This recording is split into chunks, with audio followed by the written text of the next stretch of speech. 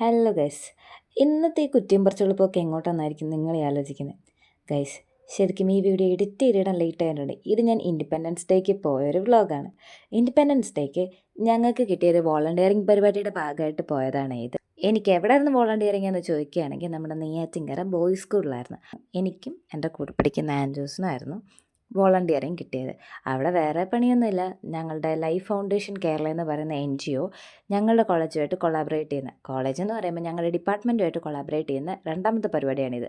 So അതിന് വേണ്ടിയിട്ട് ഞങ്ങൾ ക്വിസ് മാസ്റ്ററിനെ അസിസ്റ്റ് ചെയ്യാൻ വേണ്ടി പോയ 2 വോളണ്ടിയേഴ്സായിട്ടാണ് പോയത്. ഞങ്ങളവിടെ ചെന്നപ്പോഴത്തേക്കും പിള്ളേരൊക്കെ രാവിലെ പതാകയൊക്കെ ഉയർത്തിയിട്ട് NCCക്കാരും NSSകാരും പിന്നെ കുറച്ച് ടീച്ചേഴ്സ്, പാരൻസ്, അങ്ങനെ കുറച്ച് ആൾക്കാരൊക്കെ ഉണ്ടായിരുന്നു അവിടെ. അപ്പോഴാണ് ഒരു ചേച്ചി എൻ്റെ അടുത്തൂടെ പോയത്. ഞാൻ നോക്കി എനിക്കും കിട്ടുമായിരിക്കുമെന്ന്. താണ്ടടാ ചേച്ചി നമുക്ക് ലഡ്ഡു തന്ന്. അങ്ങനെ ബസ്സിനൊരു ലഡ്ഡും കിട്ടി ഇൻഡിപെൻഡൻസ് ഡേ ആയിട്ട്. അതിനുശേഷം നമ്മൾ വെയിറ്റ് ചെയ്ത് നിന്നു. കാരണം ഞങ്ങളുടെ NGOയുടെ ഫൗണ്ടർ ഡയറക്ടർ മാമും മാമിൻ്റെ ഹസ്ബൻഡും കൂടെ വരാനുണ്ടായിരുന്നു. അപ്പോൾ അവർ വന്നിട്ട് വേണം ഞങ്ങൾക്ക് ഞങ്ങളുടെ കലാപരിപാടിയിലേക്ക് കയറാനായിട്ട്. ഞങ്ങൾ കയറി കുറച്ച് കഴിഞ്ഞപ്പോഴത്തേക്ക് വന്നപ്പോൾ മാമും സാറും പിന്നെ അവരുടെ കൂടെ ഒരു സാറൂടെ ഉണ്ടായിരുന്നു. അവർ 3 പേരുമായിട്ട് വന്നു കഴിഞ്ഞ് ഷെടിപിടി എന്നായിരുന്നു കാര്യങ്ങൾ. ചെന്ന് കയറിയ ഉടനെ എന്നോട് ആങ്കറിങ് ചെയ്യുമെന്ന് ചോദിച്ചു. പക്ഷെ കിട്ടിയ പാടെ നിന്ന നിപ്പിൽ എനിക്ക് പേടിയായി. തലേന്നേ പറഞ്ഞാൽ മാത്രമേ എനിക്ക് പ്രാക്ടീസ് ചെയ്തിട്ട് മാത്രമേ ആങ്കറിങ് ചെയ്യാൻ അറിയത്തുള്ളൂ. സോ ഞാൻ പേടിച്ച് നിന്നെങ്കിലും അവസാനം എൻ്റെ അടുത്ത് പറഞ്ഞു കുഴപ്പമില്ല ചെയ്യേണ്ടെന്ന് പറഞ്ഞു. ഇല്ലെങ്കിൽ സത്യത്തിൽ ഞാൻ അറ്റാക്ക് വന്ന് ചത്തേനെ. അത് കഴിഞ്ഞപ്പോഴത്തേക്കും നമ്മുടെ NSS കുട്ടികളുടെ മനസ്സ് നന്നാവട്ടെ എന്ന സോങ് ആയിരുന്നു.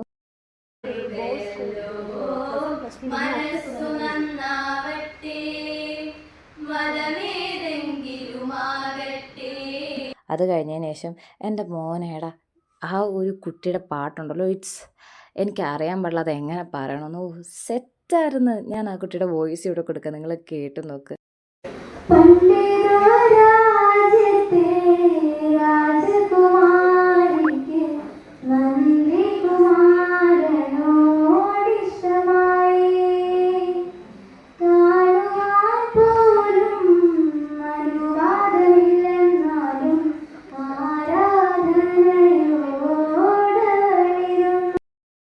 അതിനുശേഷം നമ്മുടെ JSS വിദ്യാർത്ഥികളായിട്ടുള്ള ആൻറ്റിമാർ ആമുഖ പ്രാർത്ഥന എന്നാണ് അവിടെ അനൗൺസ് ചെയ്തതും. ഈശ്വര പ്രാർത്ഥനയ്ക്ക് പകരം ആമുഖ പ്രാർത്ഥനയായിരുന്നു ഇത്. ശരിക്കും എന്ന് പറഞ്ഞാൽ നെയ്യാർ ലിറ്ററേച്ചർ ഫെസ്റ്റ് സീസൺ 2ൻ്റെ ആദ്യത്തെ ദിവസമായിരുന്നു ഇൻഡിപെൻഡൻസ് ഡേ അന്ന്.